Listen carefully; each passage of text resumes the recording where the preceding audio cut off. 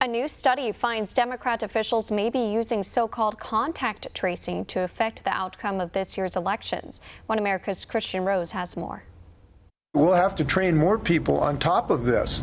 Look, we have to have a success of contact tracing and isolation. The left-wing cabal in Washington and in Democrat-run states continue to push controversial policies of contact tracing. And aside of legitimate privacy concerns, this latest deep state effort could be used to change the outcome of the 2020 elections in the Democrats' favor.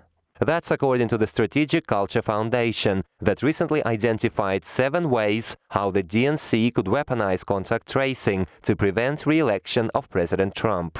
When you trace their contacts, the same question. Someone was in close contact with 3 people. You interview those 3 people. Those folks need to be tested. Those folks need to be asked, can they isolate if they test positive? The report points out the Democrat-proposed bill H.R. 6666 allows contact tracers to stalk citizens, search their homes, and prohibit residents from leaving the premises for weeks.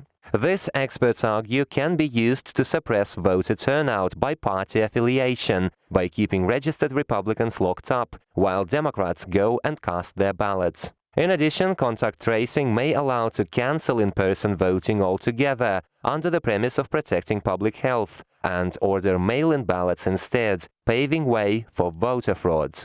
Because it's going to lead to total election fraud.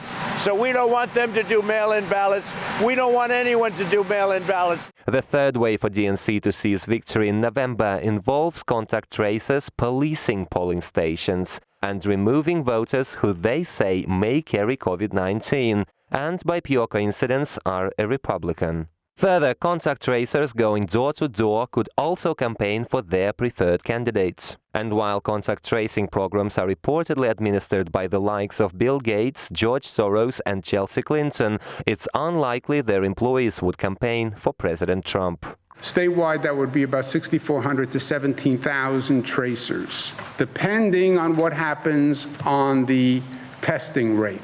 The more people test positive, the more tracers. Another concern is contact tracers could give Republican voting households a health alert just before or on the election day, preventing them from voting. This comes amid expectations the Democrat cabal could also weaponize the so-called second wave of COVID-19 to try and lock down the country again in October. And Democrat governors could impose states of emergency to use all of the aforementioned steps combined.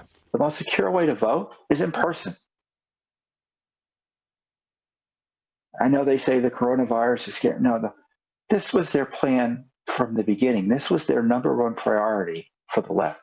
Meanwhile, reports say Democrat officials will be able to easily hire any amount of contact tracers they need, amid a 25% unemployment rate as a result of Democrat-imposed shutdowns. And although the rising number of Americans are rejecting contact tracing, the Democrat cabal is not backing down either. Kristian, Rouz, One America News. Want to see more videos like this? Click on the link below and subscribe to One America News on YouTube. And call your cable provider and kindly demand that One America News is added to your lineup. Call and subscribe today.